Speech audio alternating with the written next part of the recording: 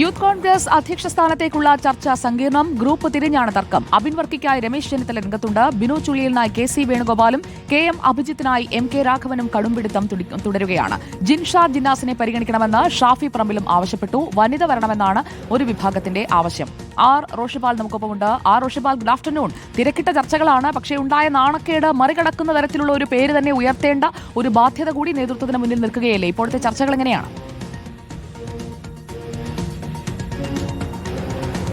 സുജയ, എന്നാൽ യൂത്ത് കോൺഗ്രസ് അധ്യക്ഷ പദവിയിൽ നിന്നും രാഹുൽ മാങ്കൂട്ടത്തിൽ ഒഴിഞ്ഞതിന് തൊട്ടു പിന്നാലെ തന്നെ പകരം ആരെ നിയമിക്കണമെന്ന ആലോചനകളും ചർച്ചകളും തുടങ്ങിയതാണ്.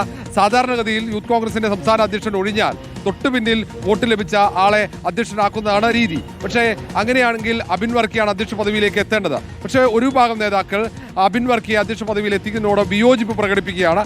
അങ്ങനെ അവർ പറയുന്നത് മറ്റു പല സാമുദായിക സമവാക്യങ്ങൾ ചൂണ്ടിക്കാണിച്ചാണ് അബിൻ വർക്കിയെ വെട്ടാനുള്ള നീക്കം തുടങ്ങിയത്. അവർ OJ ജനീഷിന്റെ പേര് മുന്നോട്ട് വെച്ചു. അതിനൊപ്പം യൂത്ത് കോൺഗ്രസിന്റെ ദേശീയ സെക്രട്ടറി ബിനു ചുള്ളിയിൽ അടക്കമുള്ള നേതാക്കളുടെ പേര് മുന്നോട്ട് വെക്കുകയുണ്ടായി. അല്ലെങ്കിൽ KSUവിന്റെ NSUവിന്റെ ദേശീയ സെക്രട്ടറി ആയിരുന്ന KM അഭിജിത്തിനെയോ അല്ലെങ്കിൽ JS അഖിലിനെയോ പരിഗണിക്കുന്ന അഭിപ്രായം A ഗ്രൂപ്പ് മുന്നോട്ട് വെച്ചു. കാരണം രാഹുൽ മാങ്കൂട്ടത്തിൽ A ഗ്രൂപ്പിന്റെ അക്കൗണ്ടിലാണ് അധ്യക്ഷ പദവിയിലേക്ക് മത്സരിച്ച് ജയിച്ചതെന്ന വാദമാണ് A ഗ്രൂപ്പ് ഉയർത്തുന്നത്. അങ്ങനെയെങ്കിൽ ആ അധ്യക്ഷ പദവിയിലേക്ക് JS അഖിലിനെയോ KM അഭിജിത്തിനെയോ ഒക്കെ പരിഗണിക്കണമെന്ന ആവശ്യം. അതിനിടയിലാണ് ഇപ്പോൾ ഇത്രയും പേരുകൾ ഉയരുമ്പോൾ നോമിനേഷനിലൂടെ കൊണ്ടുവരിക, അതോ വീണ്ടും പ്രവർത്തകരുടെ ഒരു വികാരത്തിന് വിട്ടുകൊടുക്കുമോ? പ്രവർത്തകരിൽ ഇദ്ദേഹം അധികാരത്തിലേക്ക് എത്തിയതിൽ തന്നെ പലതരത്തിലുള്ള എതിർവികാരങ്ങൾ നമ്മൾ ആ തെരഞ്ഞെടുപ്പ് വേളയിൽ കണ്ടതാണല്ലോ, വിവാദവുമായതാണല്ലോ. അപ്പോൾ ഒരു ഓപ്പൺ തെരഞ്ഞെടുപ്പിലേക്ക് പ്രസിഡന്റിനായി മാത്രം അങ്ങനെ പോകുന്നില്ല, പകരം നോമിനേഷനിലൂടെ തെരഞ്ഞെടുക്കുക, അതാണോ ആലോചിക്കുന്നത്?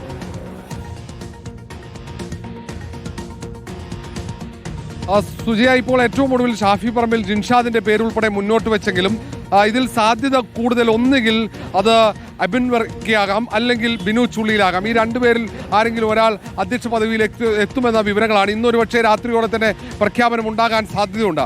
ഇതിൽ തെരഞ്ഞെടുപ്പ് വരില്ല, ഇത് നോമിനേഷൻ മാത്രമായിരിക്കും. കാരണം ഇടക്കാലത്ത് പദവി ഒഴിയുമ്പോൾ പകരക്കാരനെ ആ കമ്മിറ്റിയിലെ ഉപാധ്യക്ഷന്മാർക്ക് ചുമതല കൊടുക്കുന്നതാണ് പതിവ്. പക്ഷേ ഇത്തവണ ആ പതിവ് മാറ്റാനുള്ള നീക്കം ചില കോണുകളിൽ നിന്നുണ്ടെന്ന ആക്ഷേപവും ഉയരുന്നു. ഏതായാലും യൂത്ത് കോൺഗ്രസിന്റെ ഭൂരിഭാഗം സംസ്ഥാന ഭാരവാഹികളും അബിൻ വർക്കി അധ്യക്ഷ പദവിയിൽ വരണമെന്ന് പറയുന്നുണ്ട്. പക്ഷേ ചില നീക്കങ്ങൾ ദേശീയ സെക്രട്ടറിയായ ബിനു ചുള്ളിയിൽ വരാനുള്ള സാധ്യതയും അവിടെ നിൽക്കുകയാണ്. ആർ റോഷിപാലാണ് വിവരങ്ങളുമായി നമുക്കൊപ്പം ചേർന്നത്.